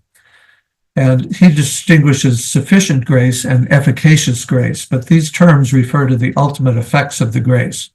Aquinas says that all human beings are given actual grace that's sufficient for them to choose righteous acts, especially due to a conscience that prompts someone to act righteously and thus ultimately be saved. So nobody can complain, well, I didn't have a reasonable chance of doing righteous things. Everybody gets this sufficient grace to have a reasonable chance of doing righteous acts. But specifically in individual moral decisions, sometimes God gives grace which is efficacious, that is, it invariably causes a righteous act to be done, while other times he gives sufficient grace in the sense of merely sufficient but not efficacious, that is, grace that potentially could have caused a righteous act but did not because of human resistance to the grace. So that's the way Thomas Aquinas looks at moral decision-making. So he distinguishes two effects or stages that are present when efficacious grace is granted, which are called operating grace and cooperating grace. Operating grace, stage one, means that God first moves a person's mind to desire the good. This interior influence on the will, Aquinas says, is entirely the work of God. So it doesn't come from our soul or from within us, it comes from outside of us. The second stage, cooperating grace, means that God then causes a person to freely act to bring about the good that God wills. That's stage two. according to Thomas Aquinas, because God assists us in this act both by strengthening our will interiorly so as to attain to the act, and by granting outwardly the capability of operating, it is with respect to this that we speak of cooperating grace. So Thomas Aquinas teaching that God first imparts operating grace that's sufficient to move the mind to will a righteous act, that I feel is kind of comparable to the pre-decision making that's going on in the frontal lobe neuronal networks, that is setting the stage for making a moral decision by calling to mind previous resolutions, memorized scripture passages, etc. In some situations, like in severe dementia, head trauma, or other brain diseases, or with psychosis, compulsions, or long-standing addictions, it may be very difficult for God to elicit the appropriate response in the pre-decision-making brain systems to prime the soul to freely choose to avoid sin and act righteously. That is, unless God first cures the neurological or psychological impediment. In such situations of severe neurological or mental illness, the person would not be considered responsible for their acts, even though the acts are objectively sinful. It's like the old legal determination, not guilty by virtue of insanity. For grace to be efficacious, in addition to God influencing pre-decision making in the brain, which is the operating grace, God must next influence state vector collapse in the neuronal ion channels in such a way that the appropriate decision-making neural networks converge upon a choice and send their output to our actual muscles to cause us to do something, resulting in performance of a righteous act. This stage is comparable to Thomas Aquinas' teaching that God bestows cooperating grace when he efficaciously moves the will to perform a righteous act. However, says Thomas Aquinas, God will not grant cooperating grace if the soul resists God's grace. Rather, given such resistance, he withholds this grace and permits the person to sin, because God always preserves human free will. Thus, God must give more grace to enable one to perform a righteous act. But he does give some grace to everyone making a moral decision. That's sufficient grace. All right. So that's how I think moral decision-making might relate to grace as well as to the neuronal networks of the brain. So let's finish up with one more slide here. This slide is a continuation of what I presented at my talk last December about how God's will is carried out in the universe as a whole. God's will determines the laws of nature, the laws of quantum mechanics, and the initial conditions of the universe. This, through what is called horizontal causation, determines the probabilities of the outcomes of all the different quantum events occurring in the universe. But then, God's will also determines the particular choice when the state vector collapses, the R process. So, in this sense, in the physical world, what happens is determined by God. However, in the human brain, it gets a little more complicated. God's will here leads to the collapse of state vectors governing ion movements in the neural networks in pre-decision-making brain systems. But the human free will, the soul, can accept or reject God's further grace. And if we accept the further grace, that leads to the God causing collapse of state vectors governing ion movements in the neural networks in decision-making brain systems, which actually causes certain muscles to contract so that we do certain things, thus performing the righteous act that God wills that we do. So St. Augustine says, nothing is done unless the Almighty wills it to be done, either by permitting it or by actually doing it. And Thomas Aquinas says, the will of God must needs always be fulfilled. Thus, it is clear that whatever God simply wills takes place, although what he wills antecedently may not take place. Well, does all of this sound pretty wild? Well, this is what G.K. Chesterton says in his poem. This world is wild as an old wives' tale, and strange the plain things are. The earth is enough, and the air is enough for our wonder and our war. And I'll end up with Psalm 139. For you formed my inward parts, you knitted me together in my mother's womb. I praise you, for I am wondrously made. Wonderful are your works. Well, I'll stop here. Thank you for your attention. Thank you, Dr. Lagerlund, for your presentation. And now we will entertain questions from our participants. Our Q&A moderator, Sheila Roth, is ITEST Administrative Assistant and Board Member. So Sheila, it's all yours. Thank you, Sebastian, and thank you, everyone, for your presentations. Our first question is from Father Brian John Zulke. He says, are either of you aware of anyone who has looked at the erroneous human tendency to anthropomorphize natural and artificial objects and attempted to make a critique against viewing AI as personal from this? The argument would go like this: we have a universal, erroneous cognitive tendency toward X. Viewing AI as a person is a case of X, QED. The logic is not Loctite, but it could contribute a suspicious line of reasoning that undermines the reasonability of viewing AI as personal. So that's to either of you. Yeah, I sort of alluded to the same idea in my talk, I think, briefly, right? That when I mentioned the ELIZA program in '64 as an example of our tendency to anthropomorphize things based on pretty fragmentary evidence, actually. And I don't know that I've seen anyone else write about that in print yet. I've had conversations with other philosophers where I think we agree that this is a real issue. I think it's a potentially a frightening thing, actually, that we might get to the point where people think these AI systems really are people simply on the basis of their ability to emulate human behavior so well. Yeah, I agree. I think that is a real danger. And if I might hypothesize from the standpoint of a neurologist or from neurophysiology, the brain is very good at filling in missing information. I kind of alluded to the fact that very fragmentary sensory information can still lead to making a decision or retrieving a memory. And in neurologic circles, this is referred to as confabulation, when the brain fills in information that's actually incorrect and comes up with a decision or a thought that is incorrect, such as the thought that I'm talking to a person when I'm really talking to a chatbot, a computer program. So I think it might happen along those lines, and it is something to worry about. I think it can be dangerous, particularly to our teenagers who can easily get online and talk to chatbots and not know who they're talking to. I don't know what the solution to that is, but it is a real worry. By the way, AI systems also confabulate. That's well known, and they can make up false information. May I just really quick make a follow-up comment? Mm-hmm. Yeah.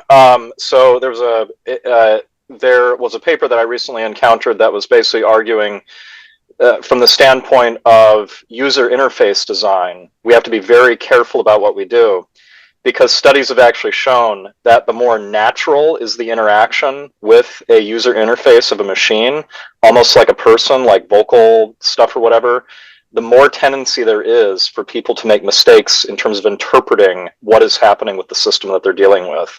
So like we have empirical evidence that this sort of thing is actually like dangerous for people operating machines. So just wanted to throw that out there. I can send the paper if you'd like later. Yeah, I'd be interested in that. Yeah. No, as you say about teenagers, it really worries me that they will start replacing real relationships with virtual relationships with the sort of ideal boyfriend or girlfriend that says exactly what they want to hear, essentially. All right, great, thank you. We have a question from Chris Riley. He says, it seems that the... Pardon me? Okay. It seems that the emphasis on consciousness often has to do with AI developers' eagerness to present AI agents as human equivalents by focusing on a characteristic they seem to emulate. From an evangelization perspective, would it help to reject the consciousness emphasis and instead focus on other characteristics of organisms and especially human nature, such as unity of principle, essence, communication and love, and the will's drive to inquiry about truth, etc.? Yeah, I agree with that. Actually, I think in my own approach to this, I certainly include consciousness as a problem, But the idea that it's the only problem for materialism, and that it's the thing that distinguishes persons from non-persons, I think that's a mistake. And these other aspects that Chris is referring to, I think, are all important. And I think Dr. Lagerlund made similar points too about the nature of human reasoning and conscious and rational thought. Yeah, and I think that consciousness is difficult to define. A certain level of consciousness, that is, having an awareness of the environment and an ability to focus in on certain sensory stimuli, is present in animals and probably comes about through that same mechanism I was talking about of synchronizing the firing of multiple neurons in the 40 to 70 hertz oscillation when we concentrate upon something. I think my dog and my cat can do that too, but their consciousness is limited to their sensory stream. They can't project themselves into the past or project themselves into the future. They don't have a true awareness of self as self. I think those things only come about in humans because of the soul. All right, thank you. We have a question from Dr. Bob Kurland. That's for either of you. There are instances of persons with almost empty brains that have consciousness and intelligence. Can these instances be used as arguments against a materialist explanation of consciousness? Yeah, I think maybe he's talking about what Father Spitzer is often referred to, these patients with severe hydrocephalus that have mostly water in their heads, and the brain itself is reduced to a very thin layer. So, I think that what Father Spitzer has said is that many of these patients, or at least a subset of these patients, maybe not a majority, but a subset of these patients, can show significant intelligence that you could hardly expect from the tiny amount of brain tissue that's actually present in their heads. I don't know for sure what the explanation of that is, but I would guess that they have enough brain tissue that they can carry on some of these brain activities that are necessary to maintain awareness of the environment and to receive sensory stimuli and so on. But the soul is providing a greater effect in these people than it is perhaps. It's the soul and the brain are still collaborating, but in these particular people, the soul might be providing a lot more and the brain a lot less. So that might be one guess as to how to explain that phenomenon, which is well established. Right. I think you'd agree that even in these cases, the brain plays an essential role, at least in this life, for thought. Yeah, I think it does. I mean, St. Thomas Aquinas said very definitively, I am not my soul. Mm-hmm. Soul is not me. We are composite creatures, and soul and body must work together. For example, St. Thomas says very clearly that sensation is not something that pertains to the soul per se. It's something that pertains to the body. And I would agree with that. Or the whole organism, strictly speaking. Organism. That's it's right. the whole person that perceives by the soul through the body, but not either the soul or the body itself. Right. It requires the body, not just the soul. The soul can't by itself perceive sensations, is what he's saying. And I would agree with that. Yeah. Okay, good. Father Aaron Nord asked the question, God uses fragments of substances for the material precursors of new thinking substances. How about a humble Turing test? If we can't distinguish an AI from a human being, we had better treat it well because God has done surprising things before. I see. Right. So,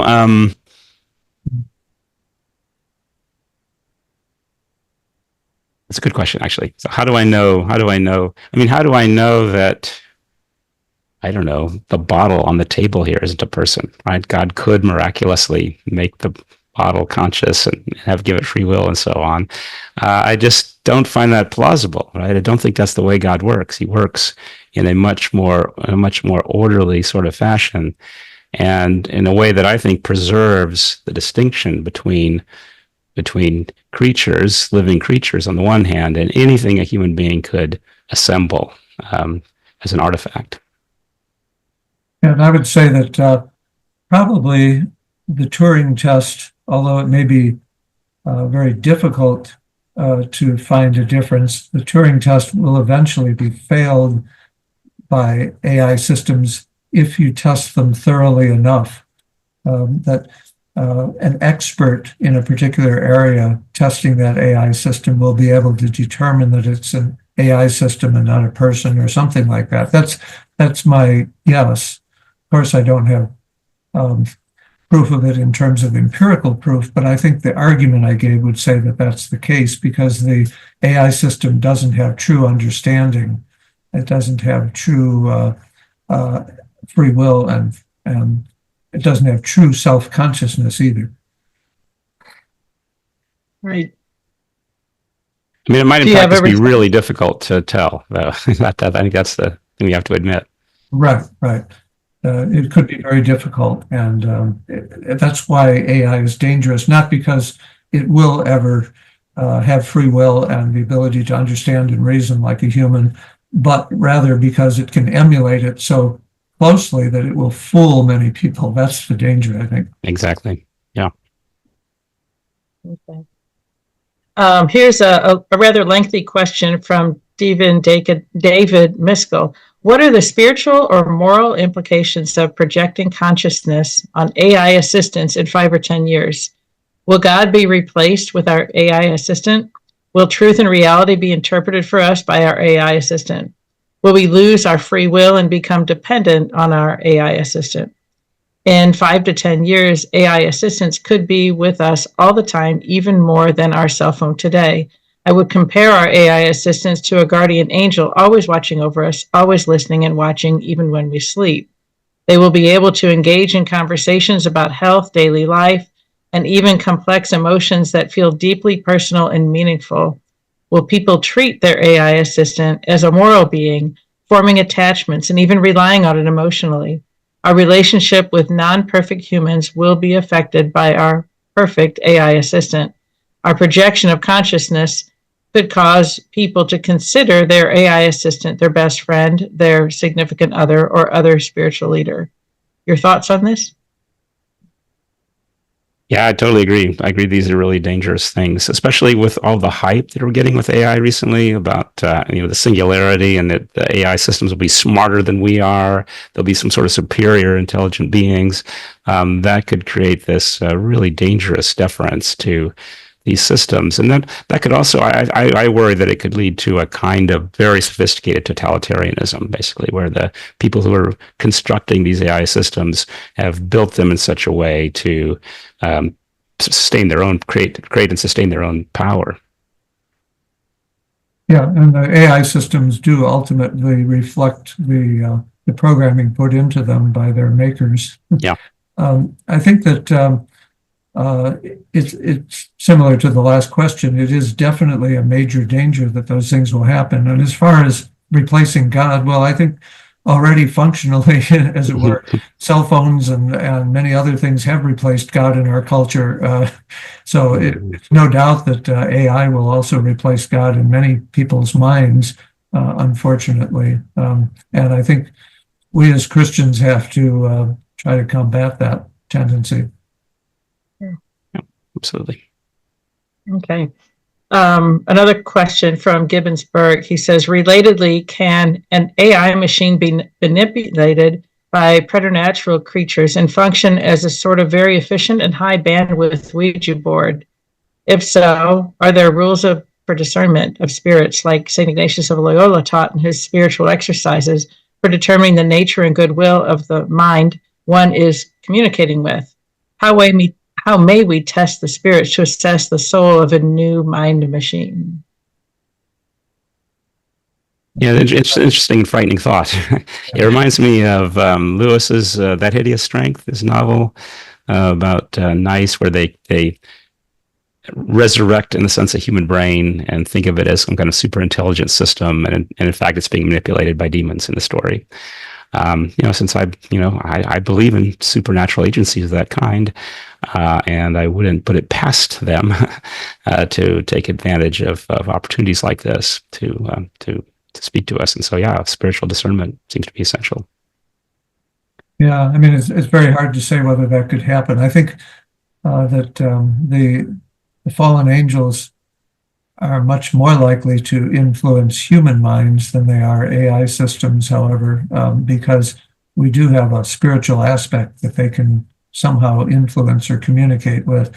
I don't know how much power the demons have in the physical world to bring about things in the physical world, but it would seem like if they're going to have power at all in the physical world, then they could influence AI systems just like they could influence anything else. But it's a difficult question. Right. Dr. Tom Sheehan asks the question, what is the reality of software? When a computer is shut off, the software still exists.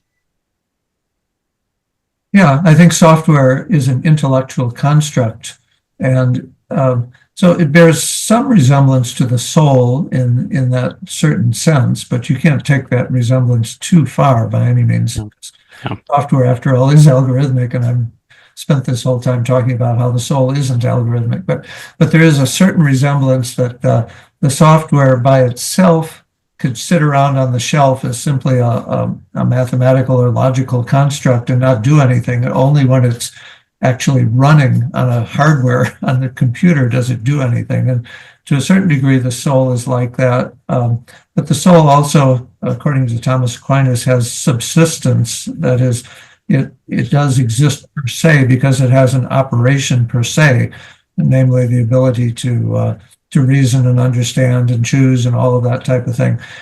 So in that sense, it's not like software also. I don't know if that answers the question. I mean, you find this idea that the mind, the soul, is this software running on wetware. The brain is the hardware, and the soul, and that's a deeply confused idea, wrong-headed idea, I think, for the reasons, some of the reasons that you just suggested. As you say, you know, the meaning of any piece of software is highly conventional and extrinsic. We assign the meaning to its inputs and outputs, and to its algorithms and so on. There's no intrinsic meaning there, as there is in the case of an actual human soul or human mind. And in another respect, you might think this piece of software is just a sort of abstract object, like, you know, like pie or something, right? It's not a concrete reality at all. It could be the very same software could be running in many different places at different times. But a human mind can't be multiply located in that same way, I don't think. Yeah, good point. All right, very good. We have a question from Father Brian John Zulke. He says, Roger Penrose agrees with the quantum mechanics explanation of human cognition. I missed some of the details of Dr. Lagerlund's presentation, but he did mention Penrose at one point. Could he comment more about Penrose's thesis that human cognition is a quantum mechanical trick? Yeah, I can certainly comment more about that. I spent a lot of time in my book talking about that. I didn't have time to talk about it in today's presentation, but Penrose came up with an idea along with an anesthesiologist by the name of Hameroff that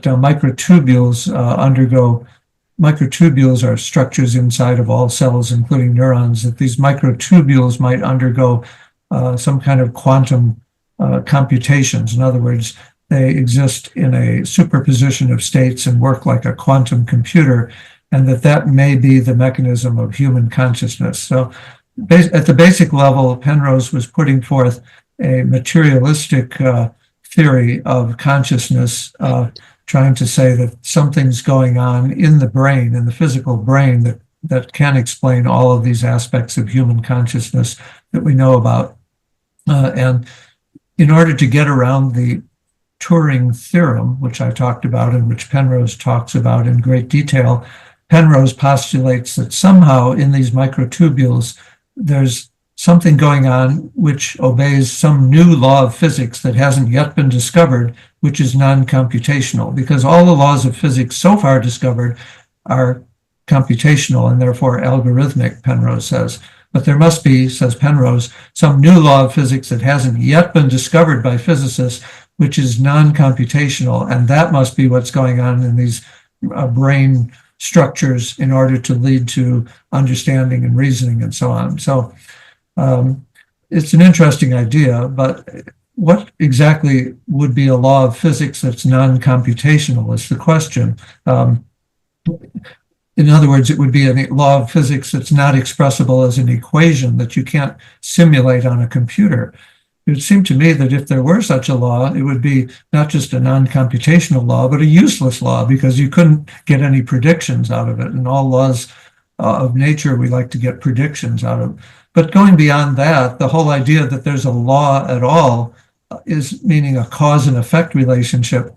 And that's just won't explain reasoning and free will. I mean, as physicist Stephen Barr says, all the laws of physics are quantitative, and they either show deterministic or random behavior. That's the only thing a quantitative analysis can show. But free will is a tertium quid, a third thing, and it can't come about through any law of physics. So I don't think just saying that there's a new law of physics that hasn't been discovered is going to get anywhere in this. There's the fact that anything is determined by law at all means that it's not going to be able to think or reason. It's not like we're ever going to discover that one proton says to the other proton, well, let me think about this. Today, I know I normally repel you, but today I think the best thing to do would be to attract you instead. That just doesn't go on in natural systems. Everything is determined by law in the physical world. So I don't think Penrose's theory in the end is going to work. I agree. I mean, I think the problem is he doesn't really mean anything by either law or physics. Those are both just terms in that context that are meaningless. Yeah, I mean, he has his idea, I suppose, of what laws of physics might be that are non-computational, but I don't think the concept really makes sense. No, I agree. All right. Thank you so much for answering the questions, and thank you for everybody for participating in our Q&A. I'm going to turn it back over to Sebastian now for our closing. All right. Well, thank you so very much, Sheila, for leading the Q&A, and thank you everyone for your participation in this webinar. Thank you especially to Dr. Robert Koons and Dr. Terrence Lagerlund for your excellent presentations. Thank you as well to Deacon David Miskell and Sister Mary Beth Ryson for leading us in prayer. In conclusion, our closing prayer will be led by Sister Mary Beth Ryson, School Sister of Notre Dame. Sister Mary Beth is ministered as a science educator on both the elementary and secondary school levels. She received her Ph.D. in International Relations from Tufts University's Fletcher School, where her research focus was on arms control verification. As an adjunct professor, she designed and taught international relations courses. Currently, she is a member of the Peace Economy Project Board of Directors. Sister Mary Beth, it's all yours. Thank you, Sebastian, and thank you all. We thank our presenters very, very specially. And now we will begin with and end with our prayer, but our prayer will lead us to follow what we have learned today. So let us now reflect in prayer.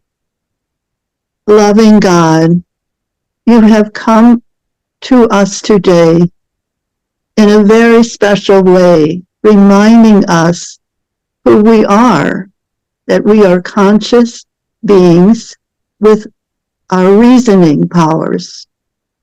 And all that we have learned will help us understand more what is before us in modernity with the coming of what we say is artificial intelligence.